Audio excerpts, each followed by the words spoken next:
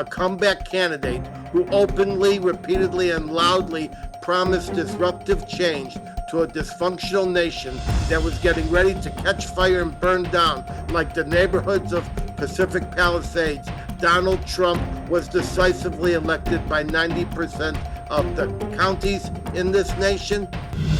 And now, The Edwin Black Show.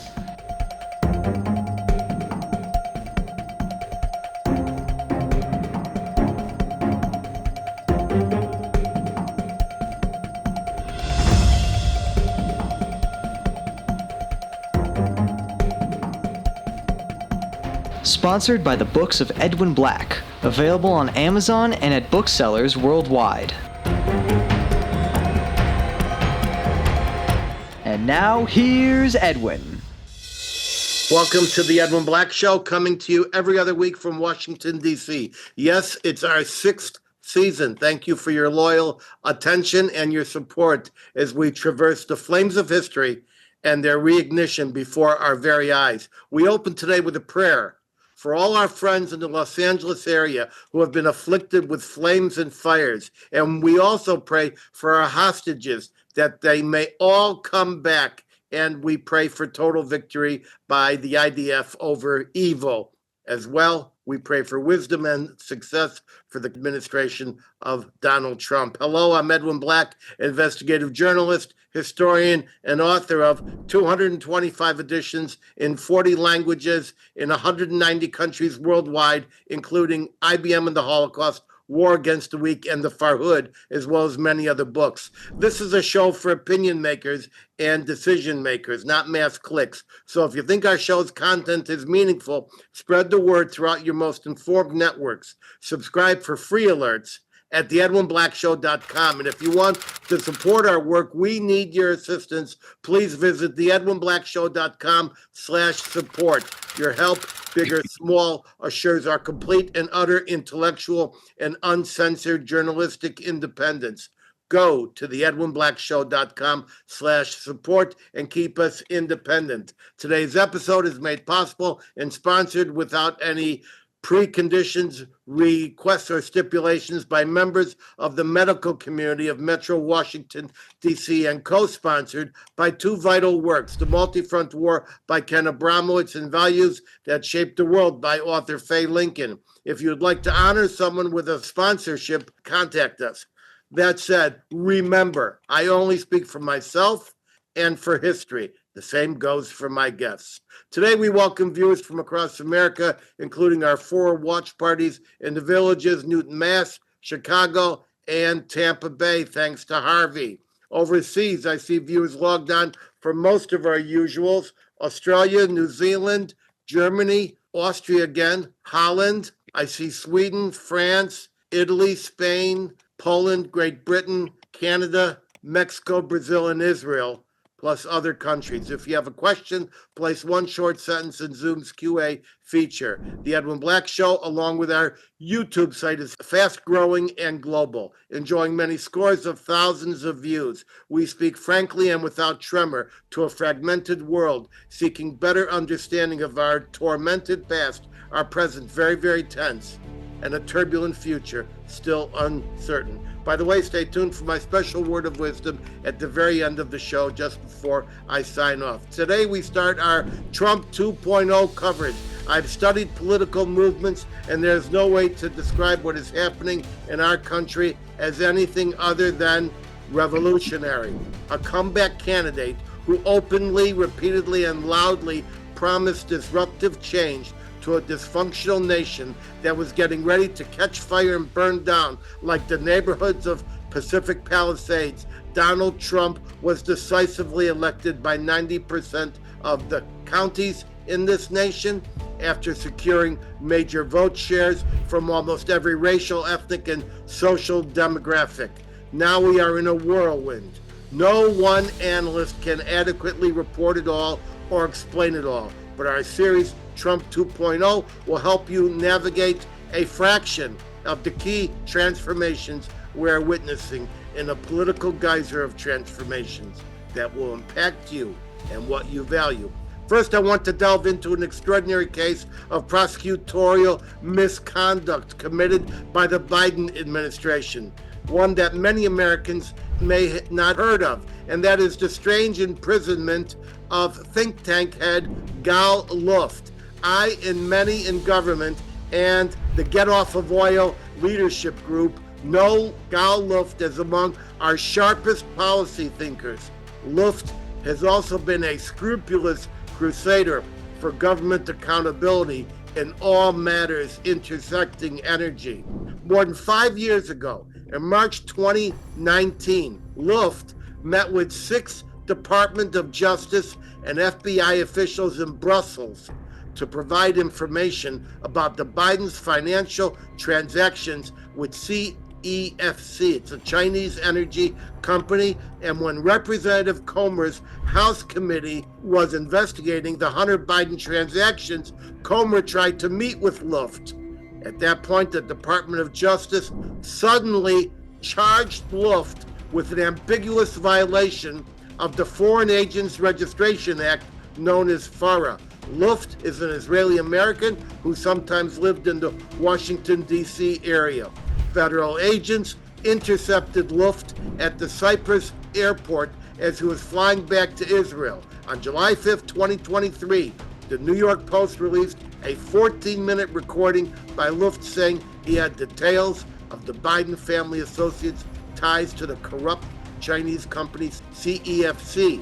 The founder and chairman of CEFC, Yi Jianming, used the company to bribe and corruptly influence foreign officials. Just to remind you, CEFC is the same Chinese company that paid the Biden family and their business associates significant amounts of money, as disclosed in numerous bank records and memoranda released by the House committee. Additionally, the Bidens formed a partnership with CEFC, and an email indicates Joe Biden and Hunter intended to share office space with CEFC in the United States. While awaiting an extradition decision by the Cyprus courts, Luft became convinced his life and freedom were in serious jeopardy. He broke bond. He went into hiding. The U.S. used maximum resources to locate Luft, and now, this minute, he is in a maximum security jail in Cyprus awaiting extradition by the corrupt Justice Department that President Trump inherited. To tell us more, I give you one of America's most intrepid investigative reporters, a journalist, author of The Laptop from Hell, which exposed Hunter Biden's incriminating computer, and her latest Biden expose, The Big Guy, How a President and His Son Sold Out America. Here is Miranda Devine of the New York Post. Miranda, tell us more about this strange imprisonment of Gal Luft. And by the way, ladies and gentlemen, Miranda's on the move, so she will be coming to us via audio only. Go take it, Miranda. Hi, Edwin. Thanks for having me on, and also for covering this story, which really is not getting the play that it should. I'm planning to write another column about Gal Luft's plight because he was the original whistleblower on the Bidens and the Biden family influence peddling corruption, that they had millions of dollars. He knew about the Chinese aspect. So millions of dollars that they got from this company, CEFC. He went 6 years ago to Brussels with his lawyer to tell the FBI, it was called a proffer, where you offer the FBI evidence that you believe constitutes a crime that you were witness to. So that's what he did. And he spent 2 days telling them chapter and verse. It's incredible that 6 years ago, he had all the information that took so long to get out of the laptop, out of the other whistleblowers, and that James Comer and his committee, oversight committee, really uncovered a lot of dirty business, and they had to go through incredible difficulty to get that information out of the banks. But Gal Luft, who had been a partner with one of Hunter Biden's Chinese partners in this company, CEFC, he was in part of the non-profit arm, and he went to the FBI. He said, the money, he said, Hunter and Jim Biden are getting about, I think it was about $60,000 each a month from CEFC. This is how it's working. This is what they're doing in return. He was telling them about the corruption a long time before anyone had even considered that Joe Biden could be president. And what happened? They ignored him. They didn't do anything with his information. I did find out that his FBI interview, a transcript of it, did go to the Delaware investigators, the IRS investigators, because they later tabled it in Congress. But nothing was done with his allegations. It was just sort of put in a basket, and he never really heard from them again. And then, of course, as soon as the midterm elections happened in 2022, the Republicans took back control of Congress and had already telegraphed their intention to investigate the Biden family grift. What happens? Gal Luft gets arrested. He's a dual Israeli-American national. He had, at that point, was living most of his life in Israel. He left Israel momentarily to go to Cyprus, and that was where they picked him up.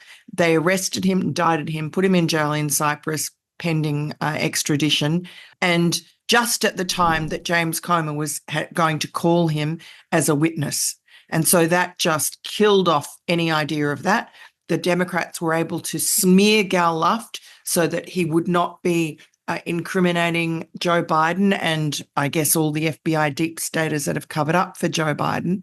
And so Gal Luft felt that, as you said, his life was in jeopardy. And certainly he didn't expect that he would be getting a fair trial when the Southern District of New York extradited him. So he skipped bail and he was on the run for about a year. And I spoke to him frequently during that time. In fact, he helped me very much with my latest book, The Big Guy. His information, his credibility, I mean, he's a very intelligent guy. He was in the IDF as an officer for a long time. He was helping the IDF from afar while a fugitive, while in hiding after October 7. Very difficult for him. He regards himself as a hostage, a political prisoner, and is hoping very much that he could get a pardon from Donald Trump. Well, thank you very much for that resume. And I'm certain that Gal Luft is innocent and was framed by this corrupt Justice Department that proved what it could do when it needs to be weaponized. I want to go into the issue briefly before I let you go of whether he should be pardoned at this time. Now, I've spoken to several of the people who've analyzed this, including constitutional and civil rights attorney Nathan Lewin and others. And they seem to think that a pardon is not wanted because a pardon would be admitting guilt. And so I think what many of the people who've studied this are thinking about is dropping the extradition and dropping the case, and then letting Gal Luft come back with a clean bill of health and tell his complete story to the American people, to the New York Post, and to the Congress in whichever order that can go. Now, what do you think about that? Look, I think it's just impossible for Donald Trump to instruct his Department of Justice and the new Attorney General, Pam Bondi, to drop something. Look, if Pam Bondi looked at it and decided that the prosecutors were framing Gal Luft, I guess that would be an enormous scandal and she would have to do something about it. My reading of just the indictment is that they've pieced together a whole lot of what Gal Luft says, I'm taking his word for it, were innocent interactions that would not at all constitute what they've accused him of, which is gun running, which he says is ridiculous, as if he would help Iran when he's an Israeli patriot. But that's pretty much the accusation. So I think, look, there is either pardon or it has to go to a court and, and just go through. Now there's no imperative and no pressure to get a conviction. You would hope perhaps that he would get off. But I mean, it costs a huge amount of money. They're keeping him in jail because they're saying he's a national security threat.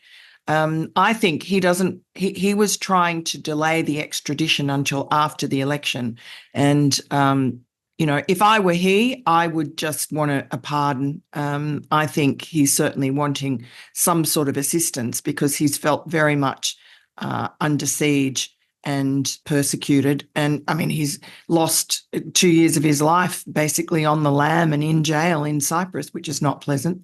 Absolutely. Miranda, thank you for that. Now, if you have to dash off because of your busy schedule, go ahead, but you're welcome to stay on.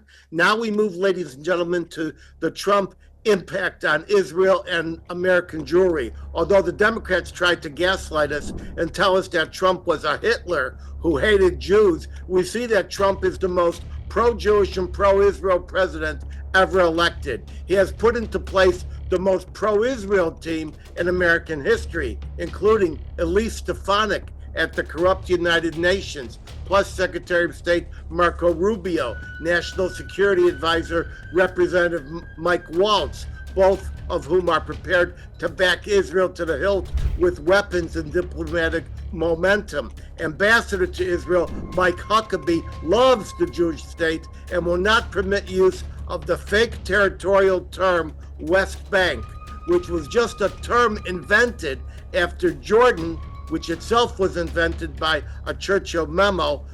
Jordan illegally invaded across the Jordan River in 1948, thereby dubbing their conquered region the West Bank, thus overturning centuries of recognition of those territories as Judea and Samaria. Yes, Judea.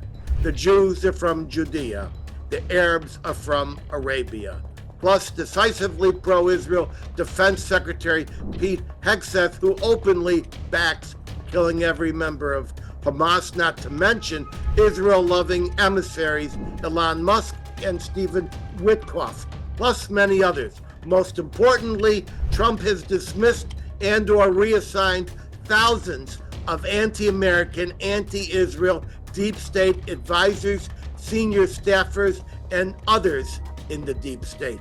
Within hours of being sworn in, Trump issued 5 critical executive orders. Number 1, he repealed Biden's immensely dangerous Executive Order 14115, thus lifting sanctions on Israeli settlers in Judea and Samaria and reinforcing the U.S.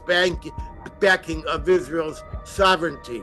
Number 2, the restoration of ICC sanctions. So sanctions on the International Criminal Court were removed under President Biden. This is only the quickest beginning of the sanctions to be waged against the ICC. In the next round, Trump is expected, and they expect Trump to invoke the most crushing sanctions that will prevent anyone connected with the court from working with any financial institution. This kangaroo court and its vindictive prosecutor, who now also stands accused of sexual misconduct, this court and its individuals will be so sanctioned they won't be able to use a credit card to buy lunch. Number 3, EO, a 90-day suspension on all U.S. foreign aid programs that benefit the illicit Hamas terror cover known as UNRWA and the Palestinian Authority itself. Israel's foreign aid is unaffected, and let's remember, most of Israel's foreign aid is spent in the United States, primarily in California. EO number 4, deportation of extremism supporters. Trump authorized, get this, the removal of visa holders engaged in pro-Hamas protests, riots, or fundraising on U.S. campuses, or those who support their hateful ideology. The EU language specifically states, quote, the United States must ensure that admitted aliens and aliens otherwise already present in the United States do not bear hostile attitudes towards its citizens, culture, government, institutions, or founding principles, and do not advocate for, aid, or support designated foreign terrorists and other threats to our national security. Close quote. Now remember, Hamas is a designated foreign terrorist organization.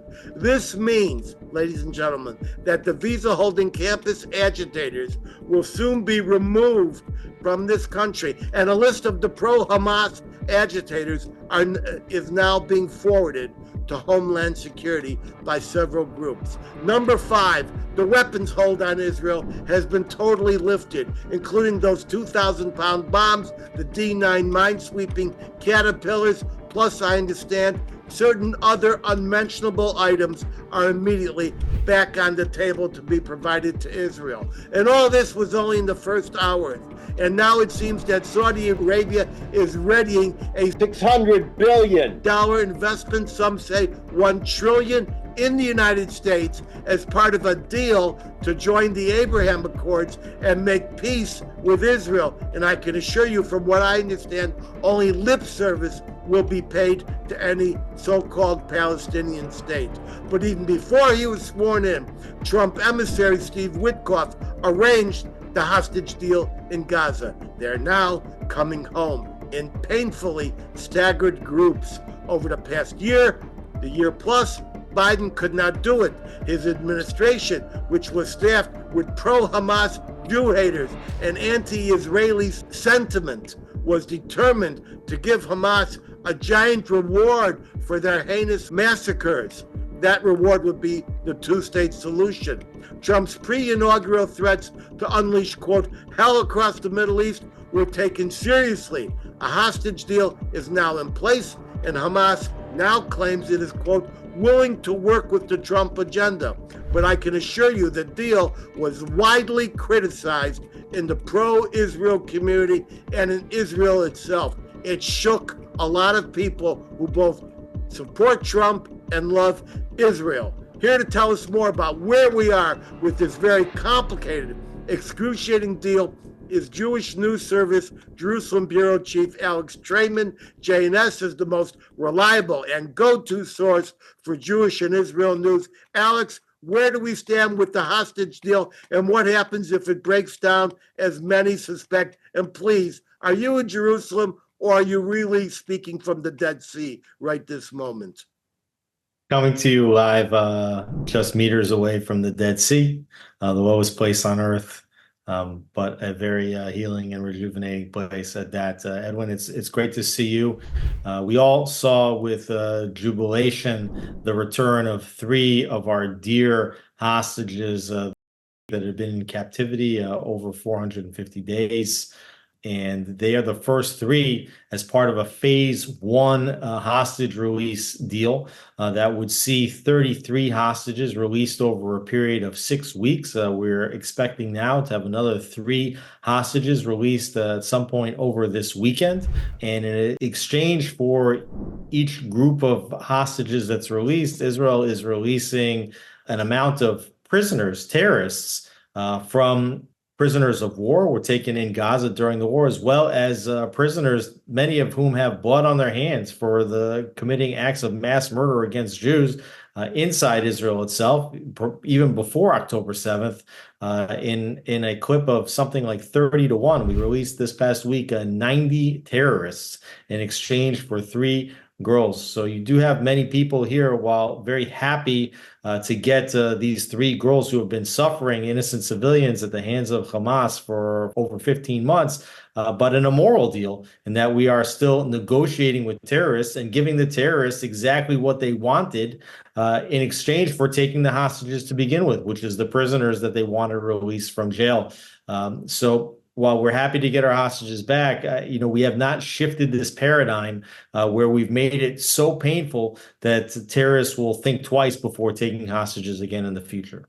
Now, these Palestinian prisoners who are coming out, this includes convicted killers, including the guy who saw a Jewish girl walking, decided to kidnap her, rape her, and then behead her. Is that not correct? Multiple mass murderers, including the killer of a friend of mine, Ari Fold, who was killed in an American who was killed in a terror attack just a few years ago. And we recall that in previous prisoner exchanges, we exchanged over 1,000 prisoners to get back one soldier, Gilad Shalit, in 2011. Among those released was Yahya Sinwar, who is the orchestrator of the October 7th massacre. He was the leader of Hamas that planned and executed this entire operation. And we know for a fact that a large majority of those that spend time in Israeli prisons for acts of terror, when they get released from prison, they go back to committing acts of terror. They don't get rehabilitated inside Israeli jails. It's seen as a badge of honor. And many times they just go back to doing what they did to begin with. Now, you asked earlier on, what will happen if this deal does not reach its fruition? I mentioned it's a 6-week deal. 33 hostages are supposed to be released. Now, this could be 6 weeks of psychological terror committed on the state of Israel. Hamas has been using psychological terror in the hostages since the beginning of the war. We've seen many videos of hostages. In some cases, we saw videos of hostages only to see several days after those videos posted pictures of those same hostages dead. We were told that of the 33 hostages, most of them are alive. So we don't know if most means over 50%, 17 of the hostages alive, or if that means 90% of the hostages alive. In the beginning, we got back what's believed to be 3 of the healthiest of the hostages. And over the next several weeks, we might see hostages coming back in horrific condition, hostages that we thought were alive coming back as dead bodies. And there's a lot of belief here in Israel that Hamas may not see its way all the way to the end of this deal. Now, phases 2 and 3 of the deal, which have been announced, have not yet been negotiated. They'll start being negotiated in the coming weeks. Those phases would bring back all the males. In phase 1, we're only talking about getting back females, males over the age of 50, and those that are sick or injured. All military-age men, whether they're part of the military or not, are not to be released in the first part of this deal. There's as many as 100 hostages missing. Not believe that maybe half, 2/3 of them could be alive or not. We don't really know. And so if phase 1 is not delivered in full, we might not get to a phase 2. We might not get to a phase 3, meaning that there will still be a hostage crisis. Meanwhile, the prime minister has promised some of his right-wing coalition members who vehemently oppose the deal that the war is not over and that this was a temporary ceasefire. Only meant to last 6 weeks in the first phase. And if Hamas does not make good on its part of the bargain, that Israel will find itself fighting back in the Gaza Strip after it's finished. And if Israel has to go in and resume its warfare, how long do you think it'll take to clean out the last 2 battalions of Hamas that have yet to be destroyed? Well, it can take a long time. And the reasons why it can take a long time is because the IDF is withdrawing from many of the positions that it held inside the Gaza Strip, including the Netzarim corridor, a route that the IDF paved right down the middle of the strip, which enabled it to move both to the north and to the south, essentially dividing that strip in half. As part of this withdrawal, Palestinians are allowed to go back to their cities in the north of the strip and to see if their homes are still standing. There's supposed to be mechanisms in place to guarantee that the Palestinians moving north in Gaza are unarmed. But there's a lot of opportunities for smuggling and getting around maybe some of the surveillance, especially when you have so many people coming through. In addition to that, we talked about the remaining 2 battalions. So when Israel announced that it destroyed battalions, what it meant when it said that the battalion is destroyed is 50% of the battalion killed or injured, which means you could have 40% of the terrorists of a battalion still running around. So what we've seen in recent weeks is that these Hamas operatives, maybe their battalion is officially considered to be destroyed or depleted, and now they're reorganizing and creating a new command and control situation, and they're also retaking areas that the IDF has vacated, and that's even before the ceasefire. So I do think that there's still a lot of work to be done in Gaza if the IDF goes back in and decides that it is going to make sure that Hamas can never reorganize itself as a military force, and also to remove Hamas as the political force governing Gaza. Now, the so-called day after, Hamas thinks that they're going to run the strip. But the Palestinian Authority has been given encouragement to consider that it will run the Strip. And as you know, the Palestinian Authority, meaning the PLO, considers Hamas to be their mortal enemy. Meanwhile, in recent hours, we have learned that the UAE plans to come in and take over and try to rebuild and run Gaza as a technocracy. What do you know about both the PA and the UAE being willing to come in to the Gaza Strip? Well, Prime Minister Netanyahu has been fairly adamant that for Israel, having the Palestinian Authority come and take over the Gaza Strip is a non-starter. The Palestinian Authority and Hamas are two sides of the same coin. And while they are enemies, and you see this all over the Arab world, the Muslim world, you have factions that are constantly at war with each other, but unite when it comes to their common enemy, which is the state of Israel. And so while, the Hamas took over the Gaza Strip from the Palestinian Authority in 2007. But in recent weeks, you've heard about Fatah, the Palestinian Authority, and Hamas forming some kind of unity government to govern Gaza. Now, the option that's come out very recently is something that is an idea that the Prime Minister had floated about having the Saudis and possibly the Emiratis come in and provide some sort of security that Hamas does not retake over the Strip. We'll have to see if they really want to do that, why they would want to get involved in what would be a difficult operation so many miles away from home on the one. And it makes really the most sense probably for the IDF to have overall responsibility for the Strip and the distribution of the humanitarian aid. And they're the only ones that can guarantee Israeli security. And they're the only ones that can guarantee that any rebuilding efforts inside the Strip are tied to the concept of de-radicalization. But it's something that until now, Israel really hasn't been able or willing to discuss. Perhaps now with President Trump, you might start to hear more voices inside Israel calling for Israel to set up a provisional military government inside the Gaza Strip.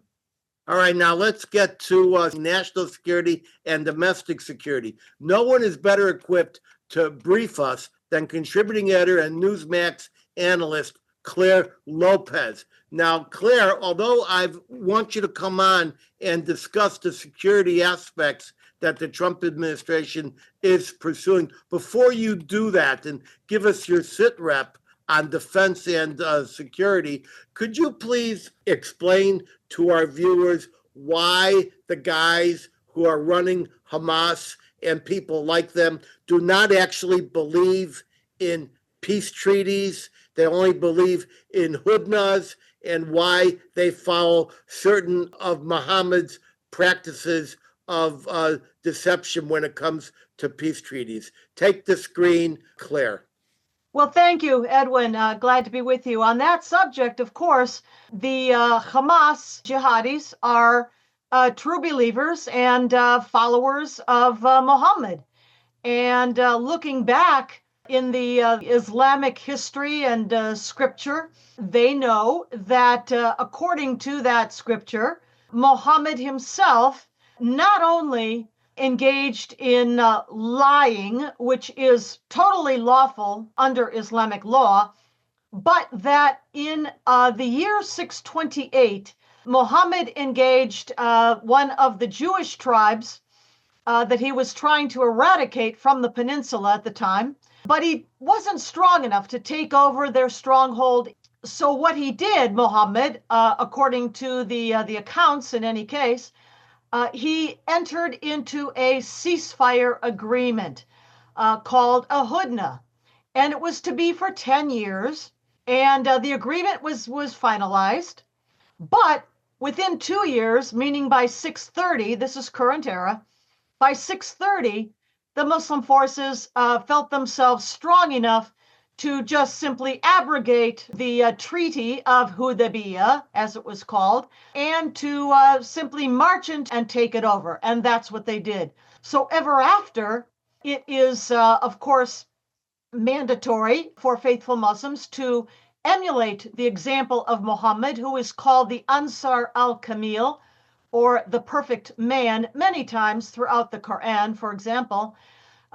they are to emulate his actions. And I can give you the example of the Oslo Accords, for example, back in 1993, when we'll recall, of course, on the White House lawn, then President Clinton, together with Menachem Begin from Israel and Yasser Arafat from the PLO. And they signed the Oslo Accords, and everybody got Nobel Peace Prizes. It was wonderful for a while. But then, of course, Yasser Arafat, a true, faithful, believing Muslim, went to South Africa, as I recall it, and spoke to an audience of Muslims there. And he was kind of laughing about the Oslo Accords. Saying, that was just the Treaty of Hudaybiyah. So it's understood. I mean, among a Muslim population, a Muslim jihadi organization, that, treaties or hudnas, certainly ceasefires like this one, don't have to be observed any time longer than it takes for the forces of Islam to regroup, rearm, and go back into battle. And I think Alex was right with his hesitation about, whether this deal will get anywhere past the first stage into the second or third stage. It's very likely not going to make it. All right, that's a very good explanation for what the Arabs call a hudna and Western negotiations, a concept that Western negotiators do not understand. They think a deal is a deal, but the Muslims, true to their belief, a deal is only as good as long as I need the deal. That's why they called a hudna or a truce. Now, let's get back onto topic. What is Trump doing in the military, both domestically and in terms of our national and international defense? Well, let me run down a bit of a list here of the national security threats as I see them facing the Trump administration. It's a bit of a list, so I'll zip through it as quickly as I can. But let's begin with what sometimes might be called the axis of aggression. That's China, Iran, and Russia. Maybe Syria now too, certainly in the Middle East. Let's begin with China. The economy there is on the skids, but Xi Jinping is still absolutely determined to take over Taiwan's been practicing the blockade maneuvers with ships and planes on a regular basis. Then also we have the cyber threat coming out of China. The FBI, National Intelligence Council, and the ODNI, Office of the Director of National Intelligence, have been warning us about this ongoing cyber threat. They hacked into the Treasury Department, among other places, in the national U.S. government.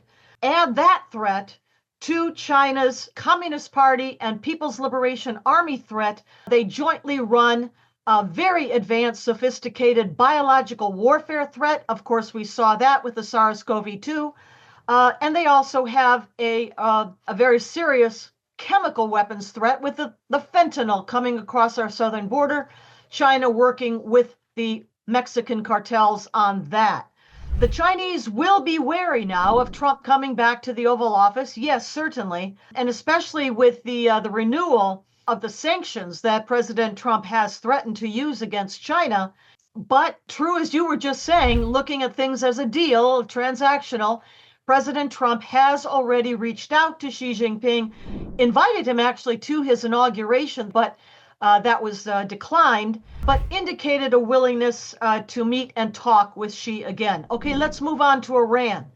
Iran's economy likewise is deeply troubled, and with the renewal of President Trump's maximum pressure campaign returning now, that means the enforcement of sanctions that were most often waived over these last 4 years and not enforced, that economy probably will get quite a bit worse. In addition, Iran has lost its jihad insurance policy, as I think about it. That is, Hamas, Hezbollah, Palestinian Islamic Jihad, all greatly degraded. The Houthis also set back quite a bit. And even the Hashd al-Shaabi Shiite militias in Iraq and what used to be called Syria taken down.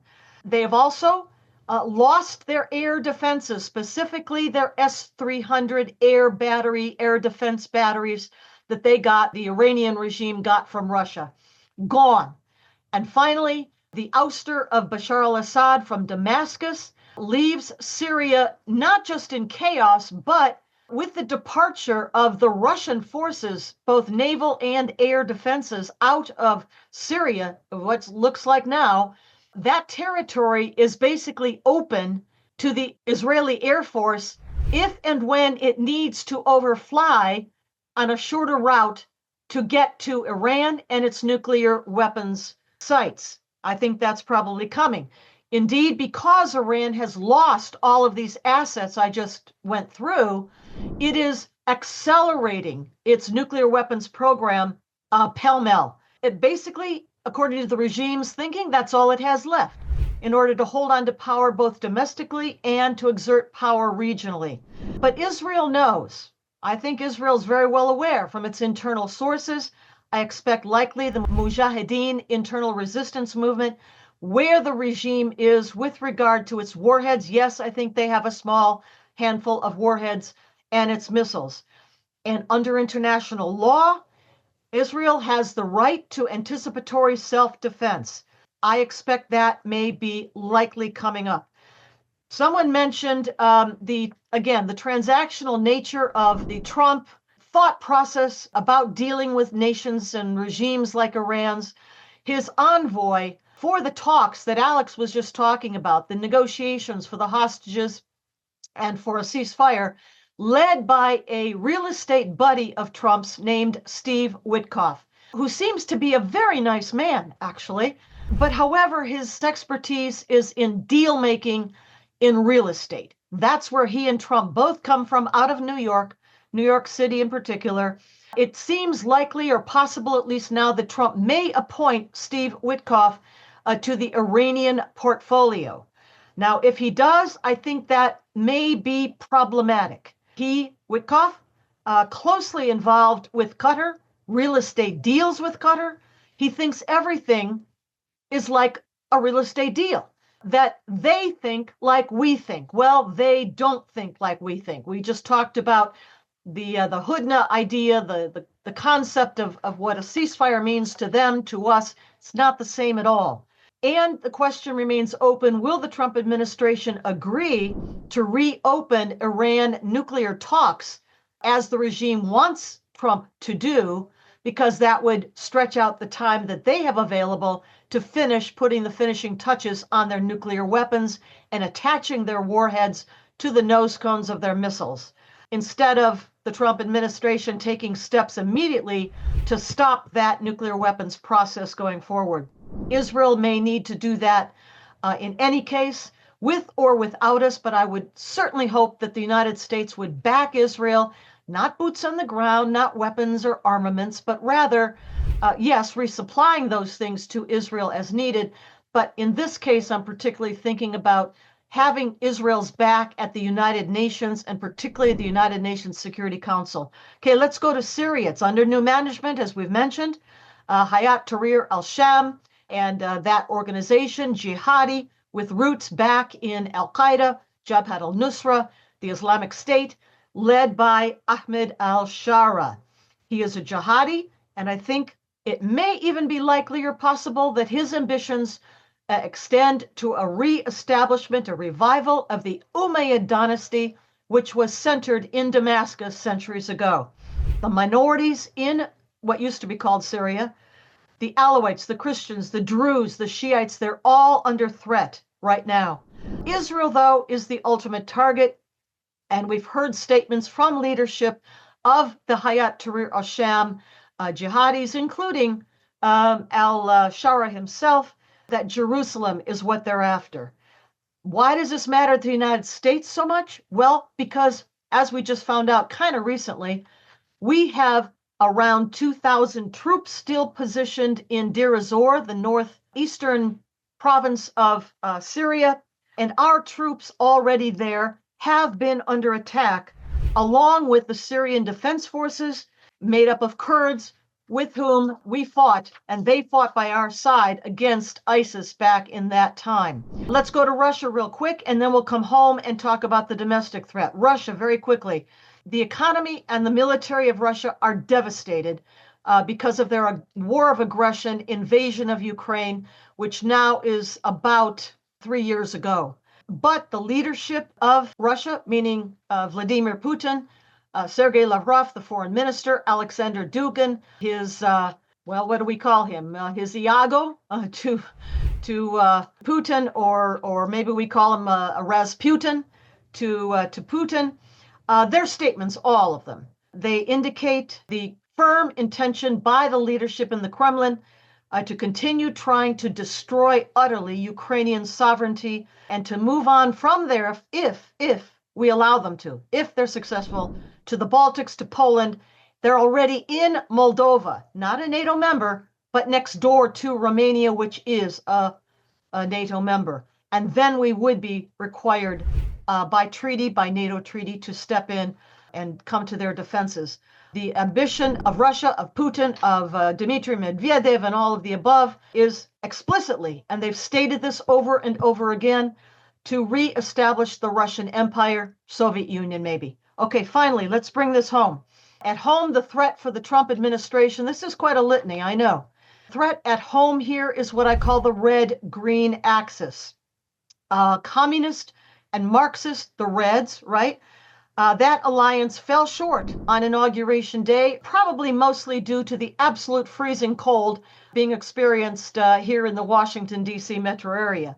But I think that movement, that alliance, those forces will return on campuses with the spring semester now just begun, and on the streets of America as well. The horrific Jew hatred, anti-Semitism, the demonstrations. We've already seen this break out once again. I think it's on the campus of Columbia University. But thankfully, the Trump administration has indicated its intent, as I think it was Alex who was talking about this, and you too, Edwin, to revoke the F1 student visas, other visas, visa holders who engage in this kind of horrific Jew hatred, anti-Semitism, activism on our campuses and on our streets. If you want to see a list, though, of those allied with not just the Reds, the Communists, the Marxists, but the Greens, the Islamic movement headed by the Muslim Brotherhood in America, you can go to a website called www.march4gaza. That's a numeral 4 Gaza. That was put up back in January, 1 year ago, 24. And on that homepage is a button, a tab that will take you to the list of over 350 of this Red-Green Alliance group. They were on the streets as well this past summer of 24 when Bibi Netanyahu was speaking to the joint session of Congress. What are we talking about? The Muslim Brotherhood lead the Greens. In particular, we've got the American Muslims for Palestine and its campus protege, its campus group, the Students for Justice in Palestine. They have the lead for the Greens Islamic movement, but they are backed, perhaps also even funded, by Turkey. Turkey, led by a neo-Ottoman Muslim Brotherhood regime that is allied with Qatar. Qatar, the epicenter of the global jihad, home away from home for the Muslim Brotherhood and its leadership. Interestingly, I just saw that a Hezbollah spokesman, leader, just declared that Hezbollah is investing, that was the word in translation to English used, investing in the U.S. campus and street protests here in the United States. We need to follow up on that from the Shiite side, Muslim Brotherhood, of course, the Sunni side. All right, communist groups are in an ad hoc and opportunistic alliance for now with the Greens. Among them, RevCom USA, Freedom Road Socialist Organization, World Workers Party, and so forth. In Congress, that is represented by the Democrat Socialists of America, of which Tulsi Gabbard was a longtime associate, Director of National Intelligence. Bernie Sanders, another one. DSA, Communists in Congress. Then the focus for the uprising, the protests that I think are coming in the streets and the campuses of the United States in these coming months, especially as the warmer weather returns, that focus, I think, is going to be on Tom Homan, the border czar, ICE, deportations, which already have begun, and the assignment of U.S. troops along the Mexican border. That's what they'll be protesting about. That will be keynote, the highlight of their protests. The final one that unites a lot of the Greens, it is the Muslim Brotherhood and their mosques and Islamic centers in America. We saw that with the New Orleans jihadi attacker Shamsuddin Jabbar. They will play a key role coming out of the mosques, the Islamic centers, and the madrasas across America that are teaching Muslim children jihad and Sharia. Okay, I'll let that be for now. We've got a lot on this list. I know it was a very long list, but thank you. Well, you did a great job. You covered quite a bit of the world. I have a lot of questions. I'm going to only be able to ask a couple. Now, of these warheads, how many do you think of the 5 to 8 hoped for warheads Iran has actually committed to spheroidization? Yeah, right. So you're referring to the declarations in the Ahmad plan, the revelations, Ahmad plan, as noted in the documents that were seized by the Mossad in that warehouse in Tehran back in January of 2016. And the Ahmad plan projected. You mean the warehouse with that big green door on the outside?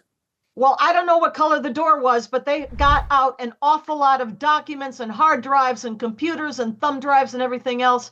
And the Ahmad plan for the Iranian nuclear weapons program was described in that hall.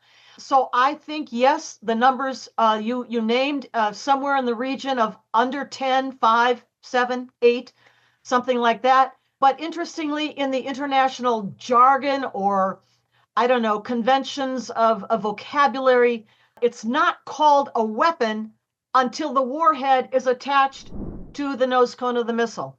So they can go on proclaiming from the IAEA, oh, it's not a weapon yet.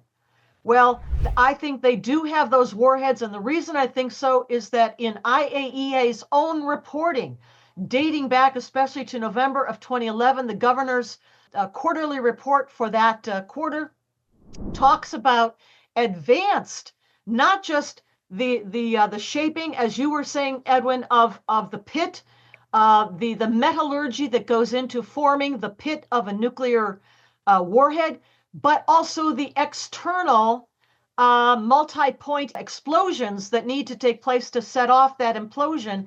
And here, the Iranian opposition, National Council of Resistance of Iran, only a few weeks ago in December, held a press conference talking about how Iran was accelerating its development of something called exploding bridge wire nuclear detonators, which are exactly what we're talking about, that have to hit the external let me just say sphere and set it off. The external network of PETN channel pentaerythritol that have to tetranitrate simultaneously explode. Those have been done. They've tested those in the big yellow chamber. The exploding bridge wires, they've got hundreds of them, and they've tested them. It's all just a question whether they have assembled these. Right. And I believe that they've got the warhead, well, they've got the core of the warhead assembled, but they will not move it in to those Shahab 3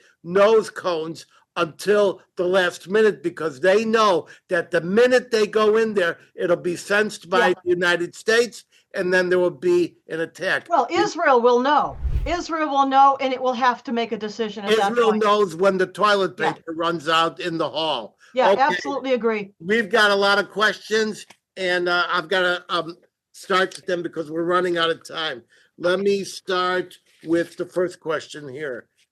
This is from the Watch Party in the Villages. Did Elon Musk make a Nazi salute at the inaugural? Let me just say that I've been studying Nazi salutes for about 50 years. I even studied Hitler's private practice sessions, which he filmed making the Nazi salute. The Nazi salute originated as the Roman salute, and the Roman salute was to Caesar, and it was resurrected by Mussolini when he became the first fascist in Europe during the 20s. And it was Mussolini who had a massive influence on Hitler. Hitler adopted it. Now, in order to get a Nazi salute you need a couple of things. One, you need a Nazi or a Nazi sympathizer. And when you are making a Nazi salute, you don't say, my heart goes out to you. You say, Deutschland über alles. So I've got a couple of pictures here. They're going to be primitive in this setting. But here's a picture of Hillary Clinton and Barack Obama and our friend Kamala and all these other people making Nazi salute. I have two wonderful shots of AOC because this community of resistors thinks they can still gaslight us and talk stupidity and that we will go for it. So let me just say, don't confuse hailing a taxi with Heil Hitler. They're two different things. Very different. All right, we've done that. Now let's get to another question. How do we remove the student threat from our campuses? Well, this is from the Watch Party in Newton, Mass. As I said, you don't need to confirm this, Claire, but there's already an EO in the first 5 pro-Jewish EOs. And, they tried to tell us that Trump was a Hitler and that he hated the Jews. These people are nuts. But in any event, I believe that in the coming days, we're going to see visas revoked. Yeah. And the names are being accumulated now. So all you little people with your masks on in Columbia and UCLA and elsewhere, your days are numbered. Watch Party in Chicago. Do you agree that DEI should be removed from our government? One of the things that's happening is that Pam Bondi and her Justice Department and the Office of Civil Rights are prepared to take action against these private companies for discrimination. Now remember, equity is a scourge, a racist discrimination against America and Americans. Now I can tell you that equality has been a guiding light for me. I can also tell you that Jews were not allowed to buy property in the northern suburbs. And when that was put asunder, we didn't just go out and get free condos to make up for it. They said, okay, now we will do better.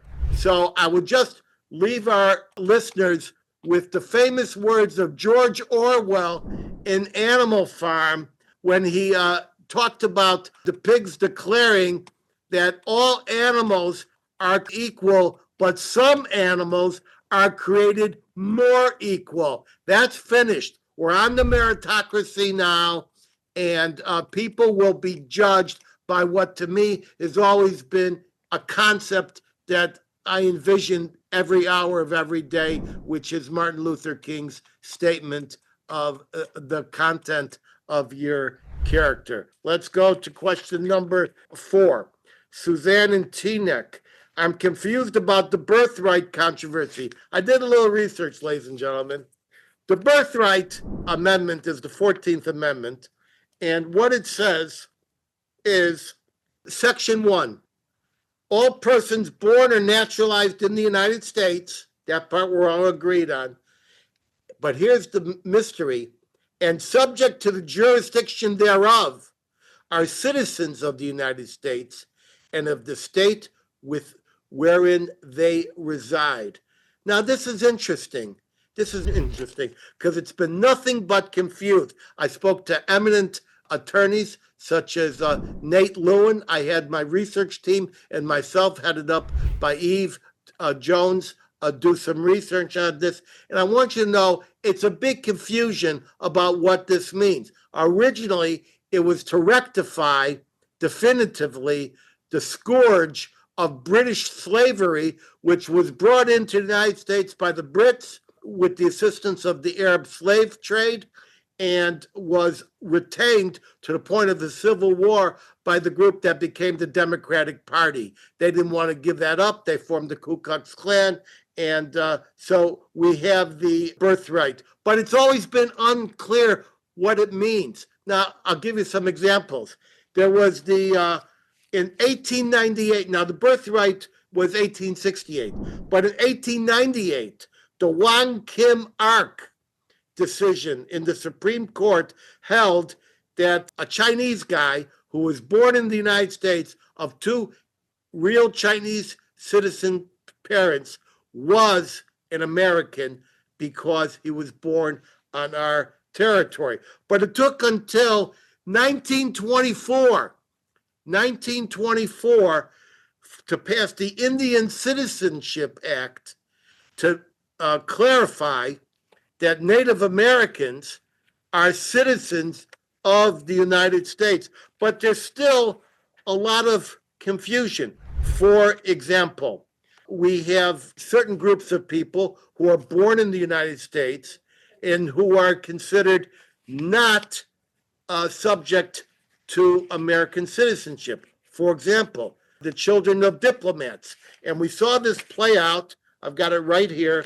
We saw this play out in the case of the ISIS bride, who was born and raised in Alabama of a Yemenite diplomat, and she tried to get her citizenship back in recent years, and the Supreme Court said, no, you are not entitled to American citizenship under the 14th Amendment. We also have another interesting factor, and that is that we got guys like Ted Cruz, who's absolutely an American citizen, but who can never run for president, they say, because there is some question whether he was born in the actual United States, but he's therefore a naturalized citizen. And we also have the strange case of Samoa. So Samoa has got about 60,000 residents. It's the number one recruitment for the U.S. Armed Forces, and yet Samoans are not citizens. They're American nationals, but not citizens. And therefore, there's so much confusion. Now, this whole matter was just stopped dead in its tracks by a ruling from the federal court in Portland, Oregon. But I believe it's going to take legislation and it's going to take clarity to determine who is and who is not a citizen of the United States. It particularly must address fraudulent attempts to achieve citizenship, such as Chinese and Russian birth tourism. So there's a lot that people don't understand about the 14th Amendment, a lot of exceptions and confusion, and it's crying out for clarity. And as Bill Barr said, we have now started a national conversation about birthright citizenship. Now we got a fifth question from Joseph in Denver. What is the fallout in the media, legacy media, I guess he means, now that all their false reporting has been exposed? Well, let me tell you something, ladies and gentlemen. The legacy media has not given up, and there's a good reason they have not given up. No one's watching except a reduced amount of people who are convinced there is only one way, the path of lies and resistance that they are practicing. So there's no way that they can talk to the larger American audience. They can only talk to their reduced audience. Now, I have some statistics here that you'll find interesting. The inauguration of President Trump, 10.3 million total viewers at Fox. And when you add in Fox Business, it went up to about 11 million. If you look at the same time period for the inaugural coverage at MSNBC originally was a joint venture by Microsoft and the National Broadcasting Company. MSNBC had only 269,000 viewers, and of the 269,000 viewers, only 93,000, compared to 2 million at Fox, only 93,000 were in the special demographic that advertisers are looking for. People are learning that the media, the legacy media, ABC, the evening news, you've got to be a fool to watch that.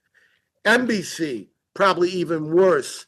CNN, their big guy is now being asked to leave the company, because he won't leave the company. He's got a big contract. They're going to reschedule him to midnight, 12 to 2. So they're getting ready to lay off hundreds of people at CNN, and MSNBC is being spun off from Comcast and may not even be able to keep its name. You got 30 seconds, Claire, if you want to add something. Well, I was just going to echo your talking about the layoffs going on at CNN, other places too, like the Washington Post, because they don't have the audience anymore. The audience has decamped for other and more trustworthy sources of news.